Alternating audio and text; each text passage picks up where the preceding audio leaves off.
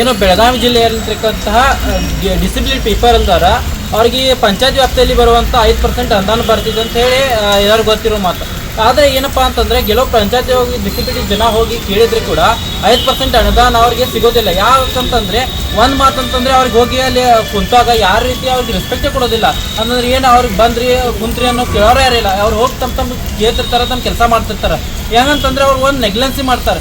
ಆದರೆ ಈಗ 5% ಅನುದಾನ ಬಂದರೂ ಕೂಡ ಅವ್ರಿಗೆ ಇಲ್ಲಿ ಇರ್ತಕ್ಕಂಥ ಡಿಸಿಬಿಲಿಟಿಗಳಿಗೆ ಯಾವುದೇ ರೀತಿ ಅನುದಾನ ಸಿಗೋದಿಲ್ಲ. ಆಮೇಲೆ ಪಿಂಚಣಿಗೆ ಬಂದರೆ ಈಗ ಆಲ್ರೆಡಿ ಪಿಂಚಣಿ ಎಲ್ಲರಿಗೂ ಬಂದಾಗಿರೋದು. ಕೆಲವು ಜನ ಏನಂತಂದ್ರೆ ಅದ್ರ ಮೇಲೆ ನಿರ್ಭರದಾರೆ. ಆದರೆ ಪಿಂಚಣಿ ಕೊಟ್ಟರು ಕೂಡ 800 ರೂಪಾಯಿ 1200 ರೂಪಾಯಿ ಈ ರೀತಿ ಪಿಂಚಣಿ ಇದೆ. ಏನಂತಂದರೆ ಪ್ರತಿಯೊಬ್ಬ ಡಿಸಿಬಿಲಿಟಿ ಪೀಪಲ್ ಅದು ಹೊರತಾದ್ಮೇಲೆ ಅವ್ರಿಗೆ 2500 ರೂಪಾಯಿ ಕನಿಷ್ಠ ಅಷ್ಟಾದರೂ ಪೆನ್ಷನ್ ಸ್ಟಾರ್ಟ್ ಆಗಬೇಕು.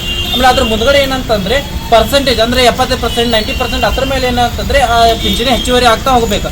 ಆಮೇಲೆ ನಾವು ಏನಂತಾರೆ ಜಿಲ್ಲಾಧಿಕಾರಿಗಳಿಗೆ ಏನಂತಂದರೆ ಒಂದು ಮನವಿ ಏನು ಮಾಡ್ತಾ ಇದ್ದೇವೆ ಅಂತಂದರೆ ಇದನ್ನು ಸರಿಯಾಗಿ ಪರಿಶೀಲನೆ ಮಾಡಿ ಪ್ರತಿ ಪಂಚಾಯತಿಯಲ್ಲಿ ಪರಿಶೀಲನೆ ಮಾಡಿ ಅವ್ರಿಗೆ ಏನು ಡಿಸಿಬಿಲಿಟಿ ಪೀಪಲ್ದವ್ರಿಗೆ ಏನು ಅವರ ಹಕ್ಕಿನ ಏನು ಅನುದಾನ ಬರ್ತಿಲ್ಲ ಅವ್ರ ಹಕ್ಕಿನ ಅನುದಾನ ಅವ್ರಿಗೆ ಸಿಗುವಂತೆ ಕಠಿಣ ಕ್ರಮ ಕೈಗೊಳ್ಬೇಕಂತ ಹೇಳಿ ನಮ್ಮ ಜಿಲ್ಲಾಧಿಕಾರಿಯಾಗ ಮನವಿ ಮಾಡ್ತಾ ಇದ್ದೀವಿ. ಈಗ ಪಿಂಚಣಿ ಬರತೈತಿ ರೆಗ್ಯುಲರ್?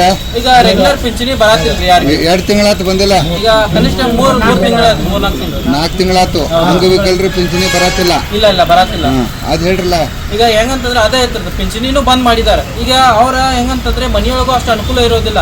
ಈಗ ಮನೆಯೊಳಗೂ ಅವ್ರು ಕೇರ್ ಮಾಡ್ತಾ ಇಲ್ಲ. ಮತ್ತೆ ಅವ್ರು ಏನು ಮಾಡಬೇಕು ಪಿಂಚಣಿ ಬಂದಾದ್ರೆ ಈಗ ಅವ್ರ ಮೆಡಿಸಿನ್ ಖರ್ಚಾಗಿರ್ತಿರ್ತಿಲ್ಲ. ಮೆಡಿಸಿನ್ ಏನು ಮಾಡಬೇಕು ಅದ್ರಾಗ 800 ರೂಪಾಯಿ ಪಿಂಚಣಿ ಬರ್ತಾರೆ. ಅದನ್ನೂ ಬಂದ್ ಮಾಡ್ರೆ ಹೆಂಗೆ? ಅದಕ್ಕೆ ನಾವೇನು ಬೇಡಿಕೆ ಅಂತಂದರೆ ಪ್ರತಿಯೊಬ್ಬ ಏನು ವಿಕಲಚೇತನ ಅದಾರಲ್ಲ ಅವ್ರಿಗೆ ಕನಿಷ್ಠ 2500 ರೂಪಾಯಿ ಆಗಲೇಬೇಕು. ಆಮೇಲೆ ಅದ್ರ ಮೇಲೆ ಪರ್ಸೆಂಟೇಜ್ ಮೇಲೆ ಅವ್ರಿಗೆ ಹೆಚ್ಚುವರಿ ಆಗ್ತಾ ಹೋಗ್ಬೇಕು. ಕೃಷ್ಣ ಇತ್ತಲ್ಲ ಮನಿ.